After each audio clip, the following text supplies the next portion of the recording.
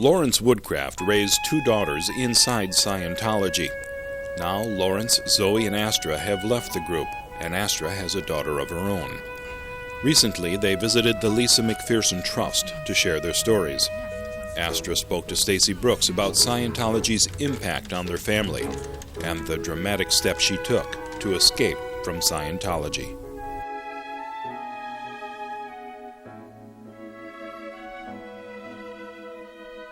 This is Kate Woodcraft. Kate, you want to say hi to the camera? Say hi to everybody. Astra, why don't you tell us the story of Kate? I had been in the Sea Org for about 4 years at this point, and I was 19, and I hadn't been happy the whole time, but I'd never really admitted it. And then my dad's mother died, and I was able to get a week off to go to her funeral in England. So I spent some time with my family. I hadn't seen my family in England for 10 years. I spent some time with my dad. I hadn't been able to spend a lot of time with him for the whole time I was in the Sea Org. And it just dawned on me that I couldn't take it anymore. I wanted to be able to see my family. I knew I'd never ever be able to go back to England and see my family again. And I knew I wouldn't hardly be able to see my dad because I had already been told I wasn't allowed to see him other than this trip.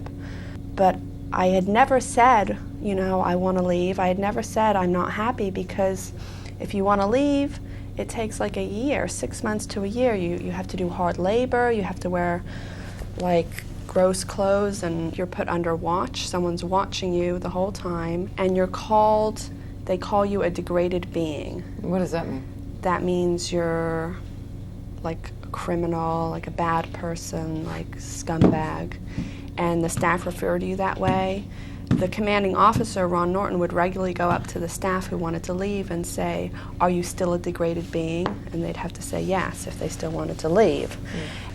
So every single staff member is going to sneer at you, look down on you. It's just a horrible feeling, and then you're trapped for 6 months because, I mean, people would say, why can't you just walk away? But I have my mom, I have my brother, and I have my sister and my grandma in the Sea Org. If I just walked away, they'd never ever speak to me again. And I couldn't take that at that point, you know? So it was partly that I couldn't stand the idea of like 6 months to a year of hard labor, but it was more that I knew they would just change my mind back, because that's what regularly happened. That's what one of my jobs was, to change people's minds back who wanted to leave. But how did you do that? Well, you know, it's just like duress, like you're out ethics, which like means you do like bad things, you've done bad things, you've done criminal things. What are you hiding? You know, and you're forced to admit, you know, thoughts you've had, bad thoughts you've had, things you've done. You get to the point where, you know, you would rather just stay there than just, you know, have people looking at you like that, calling you things like that, harassment on a daily basis, being under watch. You know, it's like the difference between if you were in a minimal security prison where you have some freedom, and then you're going to be sent to the high security prison, you know, and you just say, okay, I'll stay, but I'll just go back to the minimal security prison because at least, you know, I'm treated like somewhat of a person, as opposed to. So that's what it's like, and it was my job to do that at one point, and I knew they'd be able to break me because I wanted to leave so bad, and my resolve was really strong, but so were a lot of people's. And I knew they'd break me, you know, over and over and over. And I thought, I'm going to have to do something where then I just have to go. There's no choice. And the rule was, okay, first you were allowed to have kids. Then when I went into the Sea organization, you got sent away to lower org. About a year before I decided to leave, they made a new rule. And that rule was, if you get pregnant, you get an abortion. If you won't get an abortion, you're out. And you're out, and they give you a big bill. So you lose your job altogether? You lose your job altogether. Yeah, and you're still considered a degraded being and all of that, but they just kick you out. First, they very strongly try and coerce you to get an abortion, and I know several people who did, which I can go over in a bit. But so I thought, and I wanted children too, and I had been married since the age of 15, and I hated being married. My husband and I didn't get along at all. we could not talk about it because I couldn't. The main reason was I didn't want to be there, and I could never tell him. And it was just ridiculous, you know, being married at 15. I'd known him for 3 months. I didn't know him, you know. So I didn't want to be married, but I had the impression that I would never want to be married again because this is what marriage is like. But I did want children, so I thought, I'll have a baby. They'll let me go. I'll have a baby, you know, without having to get married again, because I never want to get married again, which is not true now. That's how I felt then.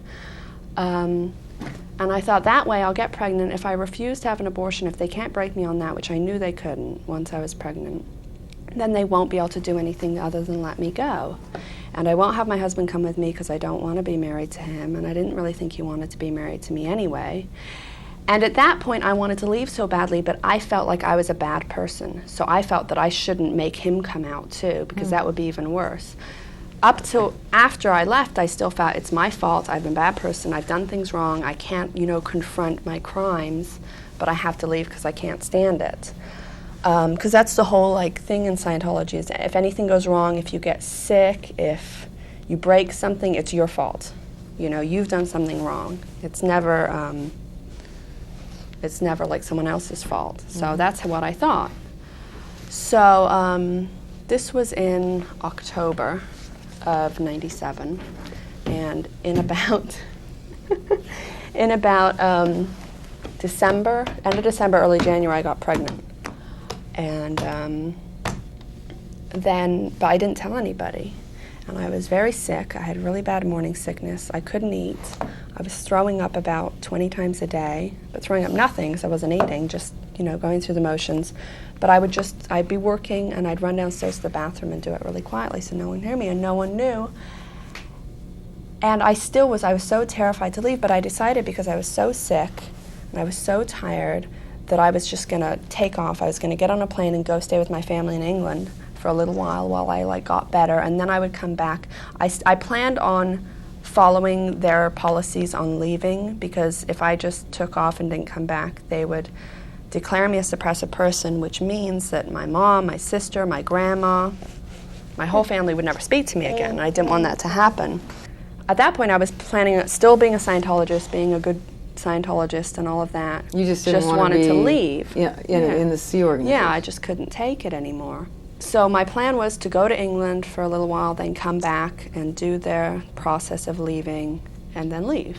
So that's what I did in the end of February. One day I got a day off because no one knew what was going on. I had been awarded, you know, one of the best staff member awards, and, you know, they thought I was great. You know, they thought I was a really good staff member. Everything was wonderful. And one day I took the day off, and I went and saw my dad. And they told me I can't go see him, but I went and saw him anyway. And then the next morning, I had already packed all my clothes in my car, and I just went to the airport. And I went and checked my baggage, and as I was walking through the security thing where they check on baggage, my brother walks up. My brother's in the Sea Org, and he goes, "Hi, Astra," and he was with a security guard from where I worked. You're kidding. I'm not kidding. What did you do? Okay, it freaked me out, but I had half expected it because I used to have to do that. Oh. I used to be sent to the airport to get people who were taking off, but I was very surprised that they knew exactly what terminal I was going to be in and everything. And so he says, "Hi, Astra," and I said, "Hi, Matthew," and I walked straight into the bathroom.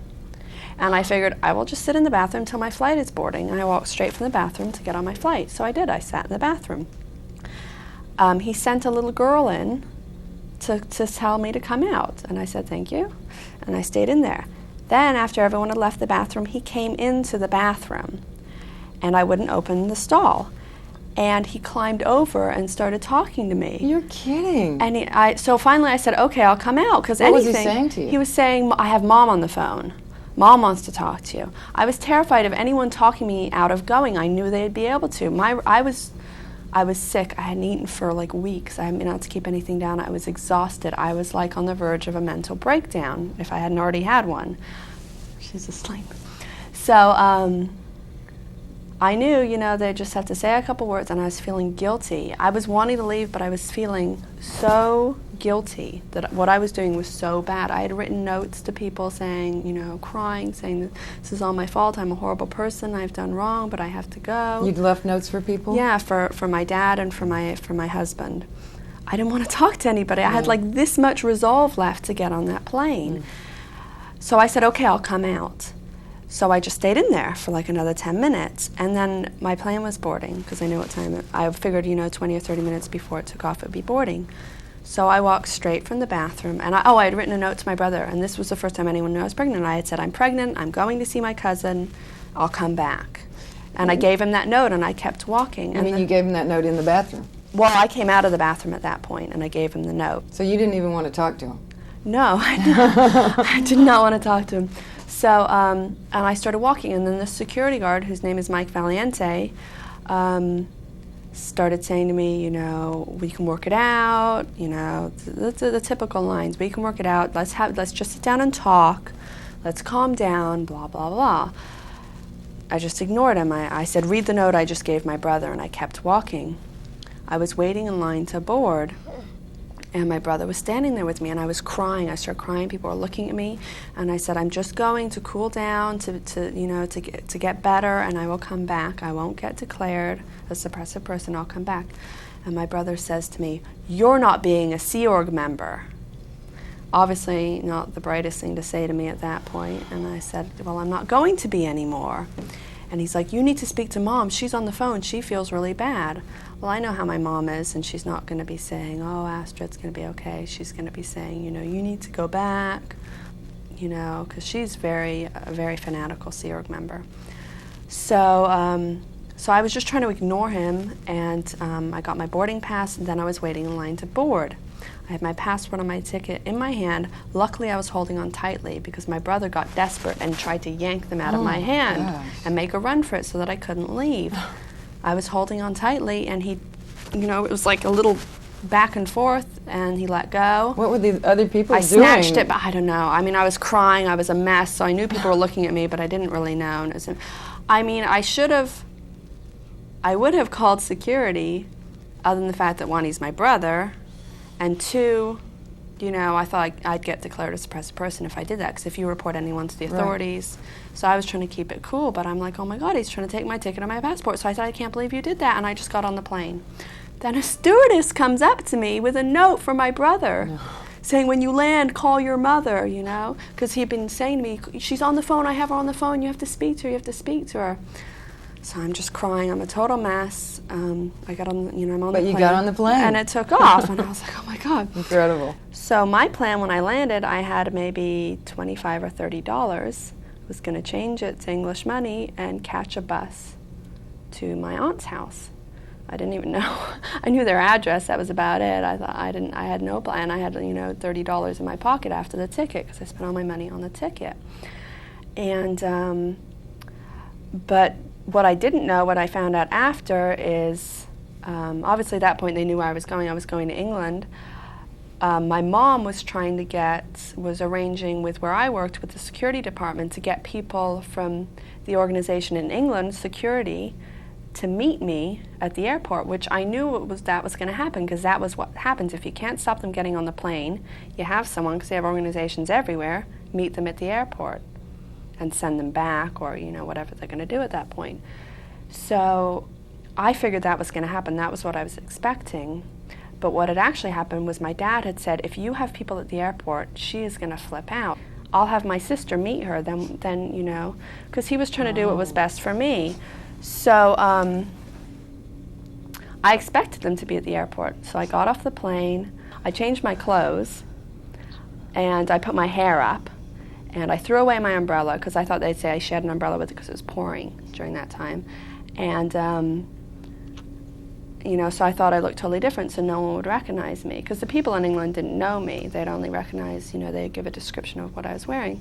So then after all of this, I finally walk out, and there's my aunt and uncle, and I was so happy. Because they have nothing to do with Scientology. They don't like it at all. And I was so happy, but they had been waiting for like an hour because I was doing all this stuff, getting myself all disguised. So I was just so happy. I was like, oh my God, because I was tired, I was sick, and they were just going to, and then I could just go to their house, they were going to take me. So then we went to their house, and then I called my dad, and then I called my mom, and my mom instantly started off crying, saying, you know, you need to come back, you need to stay in the Sea Org. The main thing she did was she used my sister. Zoe didn't even want to be there, but I didn't know that. And she was saying, Zoe's plan is to come to LA and be in the Sea Org with you. And, you know, what am I going to tell her? What am I going to tell her? What should I tell her?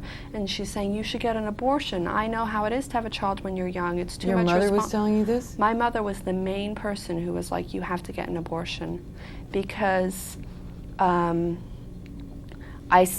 then ended up speaking to, like, the authorities in the Sea Org. But I said to them, because once mentioned abortion, and he said, L. Ron Hubbard says, I said, L. Ron Hubbard says abortion isn't okay. And he said, L. Ron Hubbard says it is okay because he says the spirit doesn't enter the body until right before birth. So if you have an abortion before that, and I knew that. That was like the line going round. If you have an abortion before, when the baby's only a few months old or a few weeks, it doesn't affect anyone. It's just like killing an animal because the spirit's not there, so it doesn't matter. Anyway, someone said that to me again, and I said, look, if anyone says to me the word abortion, I will not come back. I don't want to hear it. And I was just really mad. I said, I don't want to hear it. No one better speak to me about it. I'll just hang up. I refuse to speak to anyone. I will not cooperate. I said, otherwise I will. Who were these people talking to you? There was, oh God, what's his name? It's, I forgot his name. He was a very high up executive, but his job was also the chaplain, because that was one of the posts underneath him that was unfilled. So he was doing it from the chaplain point of view. Chaplain telling you to get an abortion. His name will come to me in a minute. But okay. Then I spoke to a woman named Kirsty Wilhare, who was like my senior's senior. And I spoke to a girl who was a friend of mine and my husband's friend. And I spoke to a man named Jeff Porter, who's the Chief of Security International. I know Jeff. Yeah, so do I. I know Jeff. I have other things to say, but yeah, he was just like, you come back or you get declared.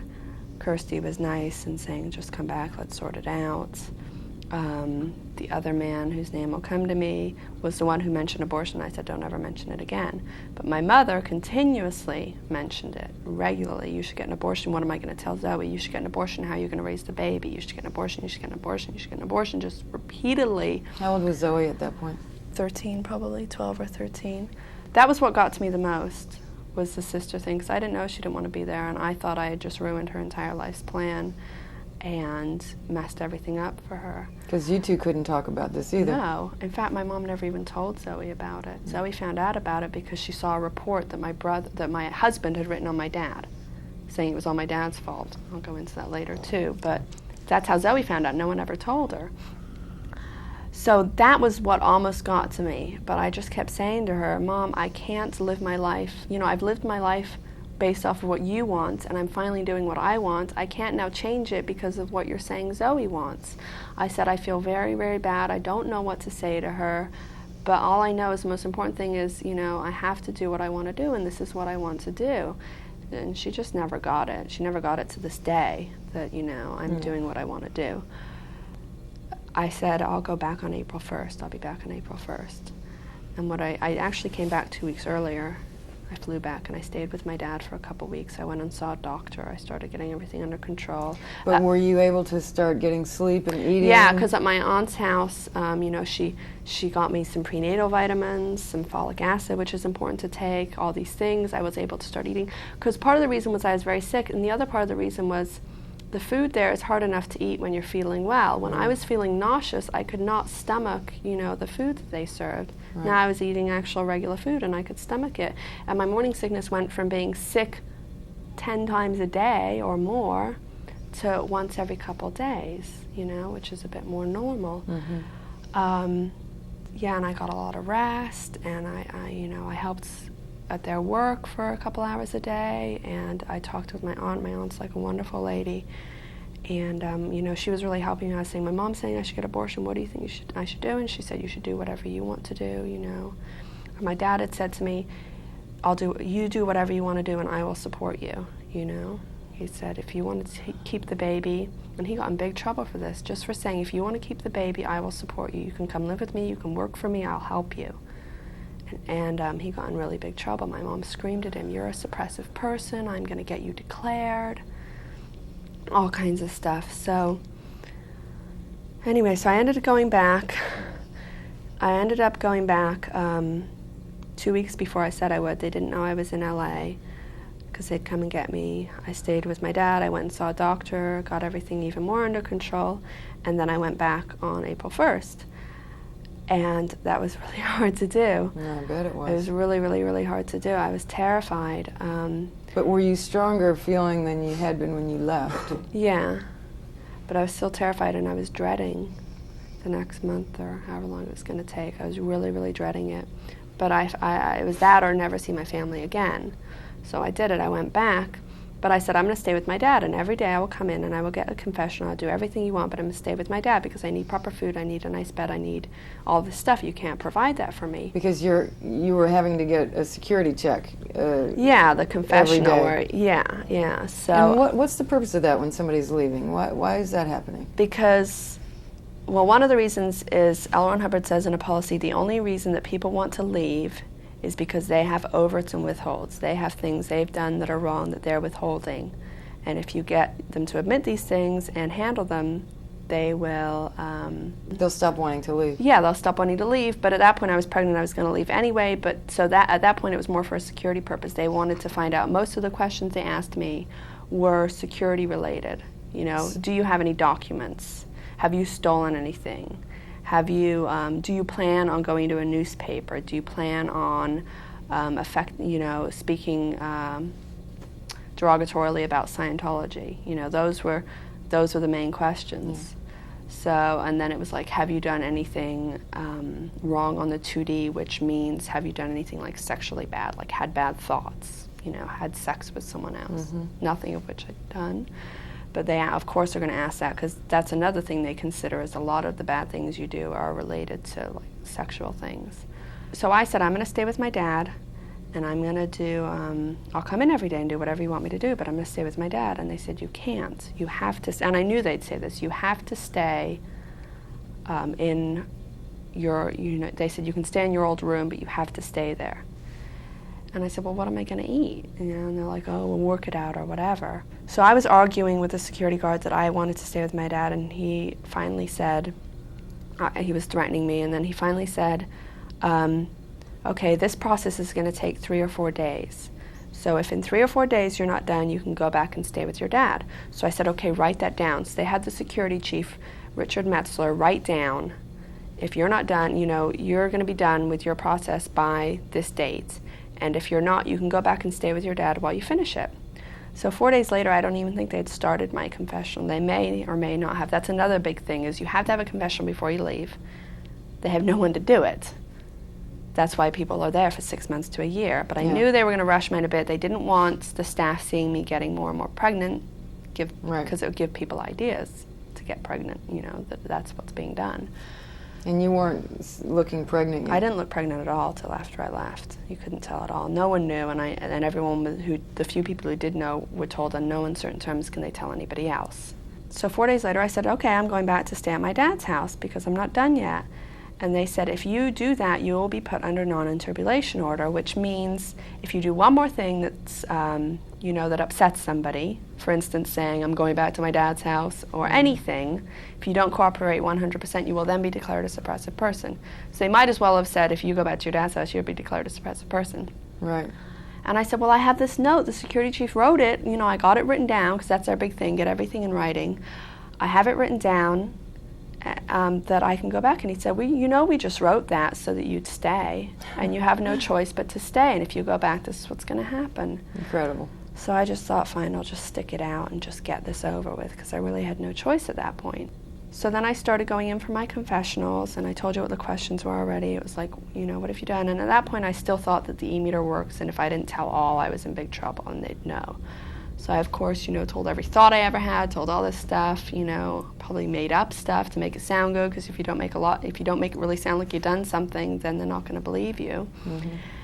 And every day then in the evening at about 6, I'd say I'm leaving, and I'd go back to the room, and I'd have to eat like a microwaved meal, like, Stouffer's microwave macaroni and cheese or something, which isn't what I wanted to eat at all. I was having a hard time stomaching that. Then during the day, I was really tired. I was tired all the time. And during the day, I would have to come back in the morning, and they were supposed to set me up a bed that I could nap in while I was waiting, because I'd have to wait hours for my confessional. But they never set it up. I had to sleep on the floor in like a little tiny office on the floor with a blanket every day while waiting. And then they were saying, what are you doing sleeping all the time? You should be doing your ethics handling, which means like reading policies on ethics, Scientology policies on ethics, and all kinds of stuff to handle me so I'd be a better person. Well, to make you decide that you should stay. Yeah, and have an abortion, or if that didn't work, to stop me from doing anything against Scientology in the future. Mm-hmm. At one point, I was standing outside waiting for a ride back to where I was going to stay, and a staff member from the Religious Technology Center, which is like the very highest organization in Scientology, and these people like you're terrified of. Everyone is. You have to call them sir. You can't do anything. If you someone once tripped one of them or something and was... you mean by accident? By accident, totally by accident, or bumped into them, and he was put on hard labor for accidentally tripping him. This is how scary these people are. He comes up to me and he says, what are you doing, Astra? And I said, well, sir, I'm pregnant and I'm leaving. And he said, are you getting a confessional? I said, yes. And I was, of course, not saying it like this. I said, yes, sir, And he said, oh, no, actually, let me rephrase that. He said, what are you doing? And I said, I'm pregnant, so I'm leaving. And he says, oh, too late for an abortion?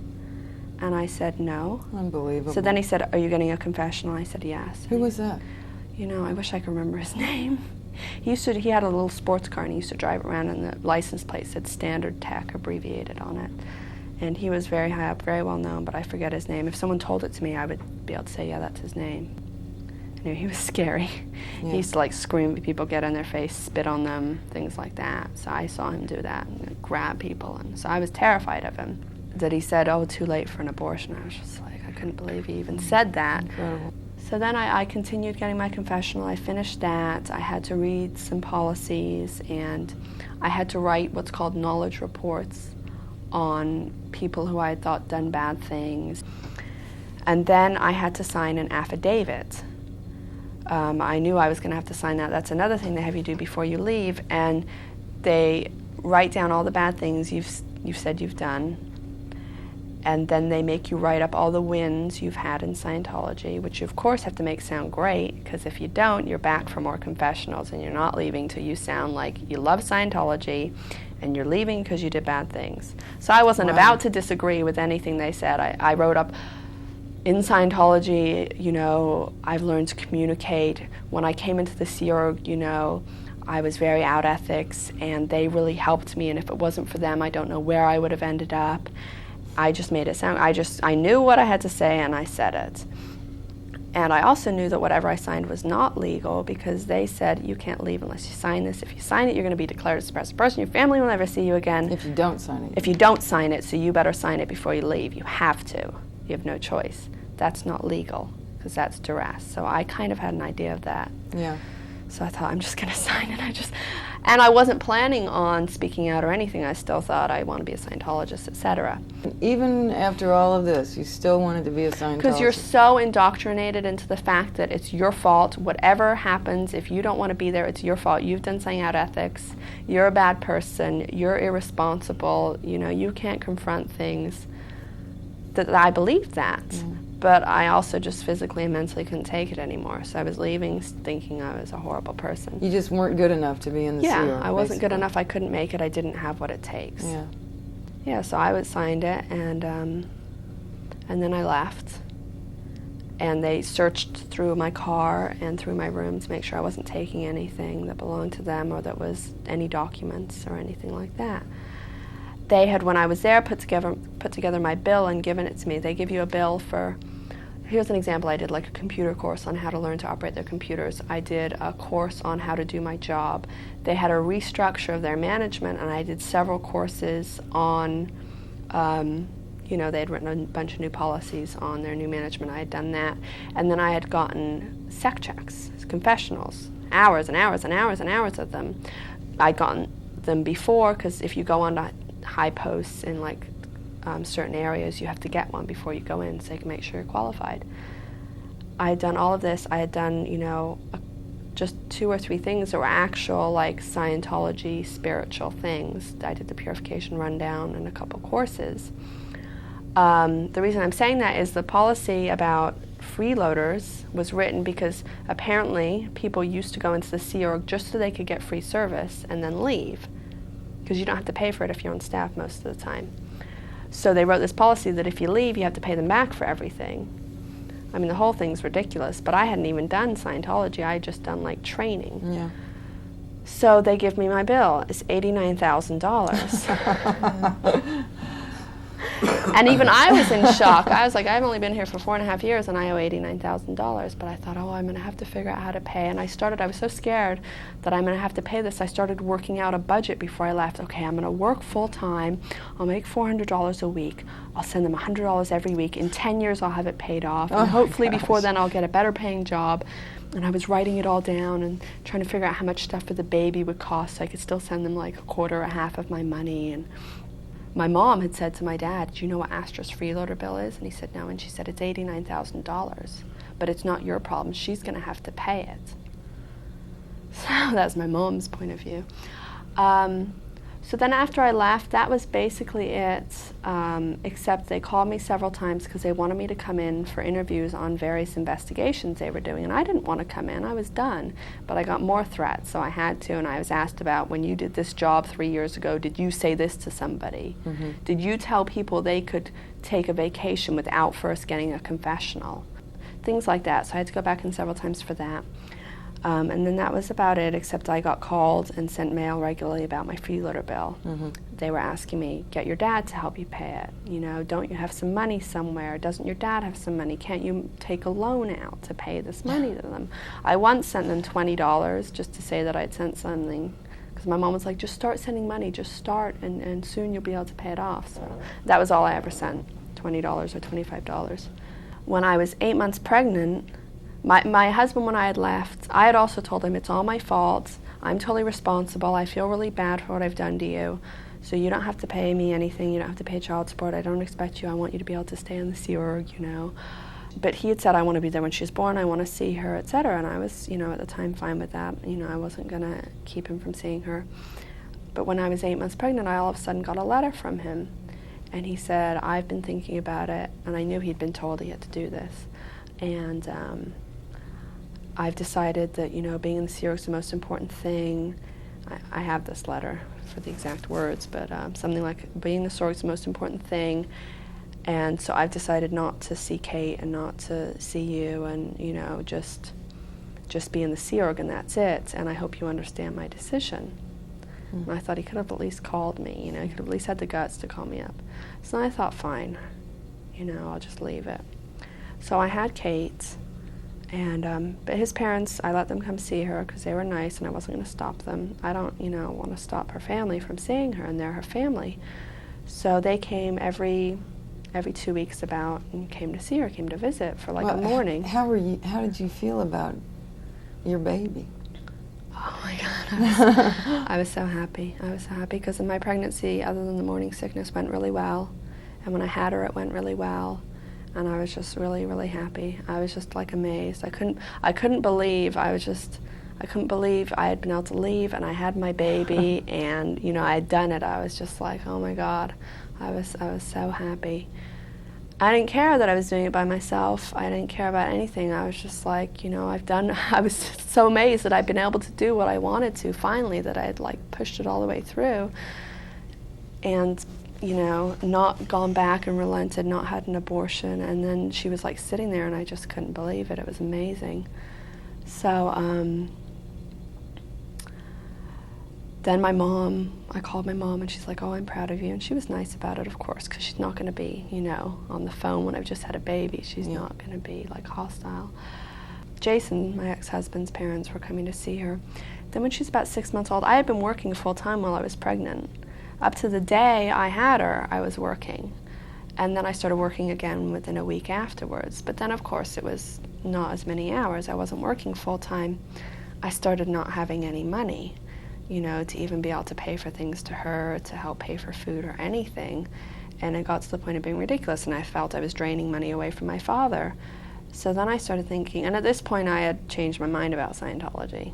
I had come to realize what it really was. How had that happened?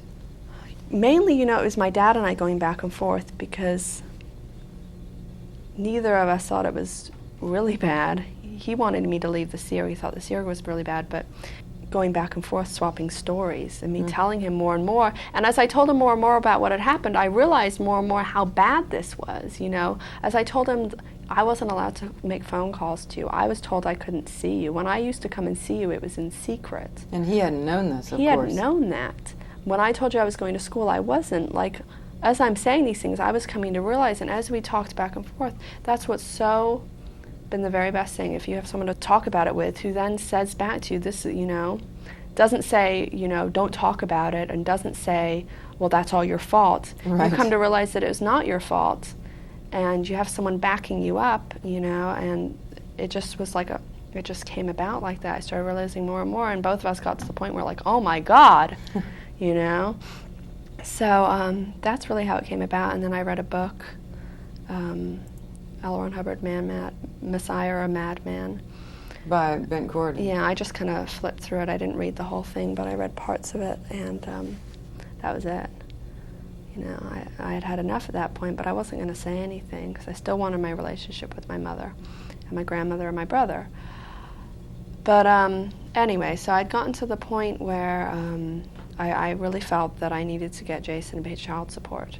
And I no longer felt it's all my fault, I've done wrong, so I'm going to handle it. I felt like, hey, you need to, not necessarily him, but Scientology in general, so he should either get a job, or they should, as part of his pay him some money that he could pay as child support, because you get paid $45 a week there. Mm-hmm. So I wrote him a letter. I said, I've been thinking about it, and I really do need child support. You are her father, you are responsible. No answer, no reply. I wrote another letter a couple months later, no reply. I started calling. Finally, when she's about a year old, I had arranged a meeting. They said, come in, don't bring the baby. But come in, and you'll speak to the lawyer at OSA, and you'll speak to Jason, we'll get something worked out. Because he had said, I'll pay you a quarter of my pay every week. It's $7, or what is that, $10 or $12 a week. And I said, you know what, that's money for you to buy shampoo. I'm not going to take away, your shampoo money. That's ridiculous. I knew how it was to get $45 a week when you got paid, and that's horrible, and I'm not a horrible person. I wasn't going to take away the few dollars he had, and that's not what I wanted, and it wouldn't help me anyway. $40 a month is just nothing. So I went in there, I took her with me. I never went anywhere without her at that point, really, and I wasn't about to leave her just because they said don't bring her, don't let him see her, it might, upset him or something. So I brought her with me anyway. They had... Because he had never seen her. He'd never, ever seen her. He'd seen a picture because his parents showed him a picture, because I had given them pictures. At 6 months, when I had first written a letter about child support, all of a sudden her parents disappeared. Never heard from them. Really? Never heard from them again. And I realized after a period of time that was why. And I asked Jason when I saw him, I said, your parents, I haven't heard from them in 6 months. Why is this? Do you know? And he said, yes. I got upset. I was mad. You're asking for child support. I told them not to see you anymore. And I was like, wow. He only admitted it to me at that point because he was trying to get on my good side. So he was trying to be honest with me, trying to get on my good side so I'd stop asking for child support. So I get there, and they have Helena Cobrin, who's a lawyer in OSA. I know her very well. And she said, I'm just here to help explain to you so you understand, the laws, and I've dealt with cases like this before, so you understand. So I said, okay, and she's like, well, Scientology isn't obligated to pay anything. And I said, I know that. I just said, Jason's obligated to pay, and he works here, so he either has to get a job or, you guys pay him to pay me, pay him more money so that he can pay me child support. I said, I'm not asking Scientology to pay. I'm not saying Scientology is obligated to pay me 1 penny. He is obligated. So she said, well, I've dealt with cases like this before, and if it went before a judge would say he has the right to work wherever he wants. He's in a religious organization, so he doesn't have to pay. And I said, because see, when we got divorced, I put, I want full custody, legal and physical. And he didn't contest the divorce, so basically that's what the divorce said, and it said visitation to be determined by me and child support to be determined by a judge. And since I wasn't originally going to ask him for it, I never went and got like a hearing to determine it. So I said, well, I'll just go get a hearing and have the judge determine how much Jason should pay so that Jason knows what he's legally obligated to pay. They didn't want that, of course. And I said, look, from what I've studied, the judge always makes the decision based on the best interest of the child, not the parents. They don't care, about the parent. They care about the child. You were feeling much stronger by now. I was mad. I wasn't going to listen. I knew they were just lying to me. I knew it. And the judge is going to say, I need to determine the child's best interests, and you go get a job. And child support is based on what the parent can make, not what they do make. So if they choose to work at a job where they make $45, that doesn't mean they only have to pay out of that money. That means they need to go get a proper job. If they choose to only work 1 day a week, they can't say, well, I'm only going to pay child support out of my 1 day a week pay. No, they have to go get a proper job if they can. Mm-hmm. He has a college education. He could go get a job at least paying minimum wage, obviously paying, a lot more than that. So I said, look, this is what I know. This is what the judge is going to say.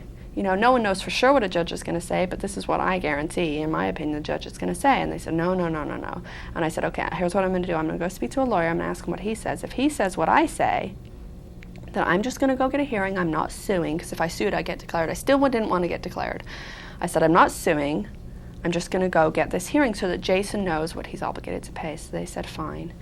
So I spoke to a lawyer, and he said exactly what I said. He said, I can't guarantee what a judge is going to say, but yeah, I definitely think you're right. The judge is going to determine the best interest of your daughter. So then I called them back and I said, this is what the lawyer said. And I spoke to someone at OSA. And I said, this is what the lawyer said, so I'm going to go get this hearing. And he started yelling at me, threatening me, saying, what are you trying to do? Are you trying to get in trouble? What are you really trying to do here? Really, what are your intentions? Things like that. I said, it's exactly what I said. I'm simply going to go get this hearing. So then they started saying, oh, well, in exchange, instead of paying child support, we're going to help you financially. We're going to help you study policies from L. Ron Hubbard on finances so you can get your finances in order and learn how to make more money. And I said, I don't think so. The only thing I need to do is finish my education, which I completely missed, and then continue it. And it's going to be a long process. It's going to take several years. And in the future, I will make a lot more money. And then at that point, when I have enough money to support her all by myself, I'll stop asking you for child support. I'm only asking you now because I have to. I have no choice. I'm like desperate. And they're like, no, we'll help you sort it all out. I said, that's not what I need. I'm already sorting it out. I'm already getting, my high school education finished, and I'm going to start college. So that didn't go over well. And then, then Jason started saying to me, oh, I want to see Kate. I want to build a relationship with her. And I knew, I was never going to stop him or his parents. I wasn't, because I didn't feel it was my place to say they can't see you. They can't see her. But I knew that he was just saying this to get on my good side, so I'd stop asking for child support, and that's wrong. And I also knew that it was going to change, that in a month later he'd say, oh, I can't see her anymore, because he was being told he couldn't see her. Now he's being told to see her. So I said... how did you know that this wasn't just Jason changing his mind? How did you know he was being ordered? Well, I knew him, for one. I've been married to him for like 4.5 years. And I knew from my old job of exactly what's done. It would have been my job to tell him, do this, now do this. And I also knew that posts change a lot, and different people come in with different opinions. And because this was a relatively new thing of people leaving and having a baby, it wasn't sorted out, and they didn't really know what they were doing, so opinions were being thrown back and forth. And actually, I know even more because I asked him. I said, why did you write to me and tell me you couldn't see her? Were you told to do that? And he said, yes. He said, I was shown these policies, and I was, and then I decided, and with some help, that it was the best thing. And same thing was telling his parents not to see her anymore. So he told me he was told that, but I knew already, So then I said, okay, I'll think about it, because he was now saying he wanted a relationship with her, and I thought about it, and I thought, okay, well, I'm not going to say no, but I'm going to test him. Because I personally don't think, I had read if your child has a parent that's going to be there some of the time, but it's not set in stone, they're not going to see them once a week or even once every 2 weeks. If it's just going to be they're kind of there and they're kind of not, and they show up once in a while, it's better that they're not there at all, because that's so hard on a child.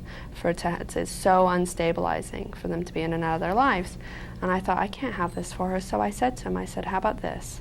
If I drop the child support thing, if I just don't ask you for it anymore, you don't have to see her if you don't want to. And he said, okay. So then it was obvious right there that that's all it was. He didn't actually want to build a relationship with her, even though he'd already seen her twice. So I thought that's the very best thing for her. It's so much more important that she just grows up normal, doesn't have any, Scientology in her life at all. That's so much more important than child support. I'll just have to make do. So you dropped the child support? I just dropped it, I just said, fine, forget it. I had to do what's very best for her, so I just started working harder, and stuff like that. So, so at that point, that was about it. His mom called me. Before I told him, okay, you can drop it, his mom called me and said, Jason said we can see Kate again. And I said, well, why did you need his permission? And she couldn't answer that. And then I said, okay, you can see her. All I need you to do is just, and I was really nice to her. I said, I understand. We weren't mad at each other. We weren't yelling. It wasn't, because we were always friends. She's a very nice lady, and I really felt bad for her. I really felt bad because she's so torn, because she's in Scientology, but didn't agree with what Jason was doing, wanted to see Kate, and I knew she was really torn. But in the end, I can't think about that. I got to think about Kate. And that's what I said when I went in there. I said, I'm not here to cause trouble. I'm not here to make a problem. But I'm the only one in this room who cares about her well-being. I'm the only one I'm the only one here for her. She can't speak for herself. I have to have a one-track mind. I have to be the one who's only thinking about her and not thinking about other people and, their problems and things like that. So when I was talking to his mother, I said, you can see her, that's fine. You can see her again. I just need you to do one thing. I need you to promise that if Jason asks you not to see her again, you won't agree to it again. No. You've already, stepped out of her life once. She's older now. She'll remember you. I cannot have you do that. And she said, I don't think Jason will ask me to do that. And I said, but if he does, it's likely he could. If he does ask you that, will you promise not to do that? And she couldn't promise. She said, I can't promise because, what if you get declared? She said, I don't think that's going to happen, but what if it did? Then I'd have to stop seeing her. So I said, well, when you can promise that you won't step out of her life just because someone says you have to, then you can see her. And then I just didn't hear from her. Have you ever heard from her again? She sent me a card like a week later saying, why haven't we heard from you? But she knew why. That's how we ended the conversation. If you can just promise that, then you can see her. And I never heard from her. Never heard from her again. Never again. Well, Kate, not even a card for her birthday. Nothing. Not even Christmas. Nothing. So that was the end of that. Kate sure is a lucky little girl. Yeah. She's beautiful. Thank you. She's sleeping. So but I think we live with my dad, so she has Zoe to play with, and she has my dad as like a father figure until she gets another one. So, I don't think she's, if it was just me in like an apartment by myself, that would be really horrible. That'd be horrible for her, but I think she's doing fine. Yeah. But I'm going to have a hard time. I've always thought, what am I going to tell her? Because I'm not going to say, your father is a horrible, horrible person and he abandoned you. Because you should never say things like that, and then that would make her feel worse. So I guess I'm going to just have to do it. I don't know. I have no idea. I have no idea when because she hasn't asked me yet. She's not even 2.5. She hasn't said, where's my daddy? But she knows what a daddy is. She knows I have a daddy, so it's coming soon, and I really have absolutely no idea what I'm supposed to say to her. Well, she knows you love her. Yeah. And she knows your dad loves her. Yeah. And your sister loves her. Yeah. So she's got a wonderful family. Yeah. In terms of how she's doing and, how she's going to grow up, I think it's going to be fine. Mm-hmm. Yeah.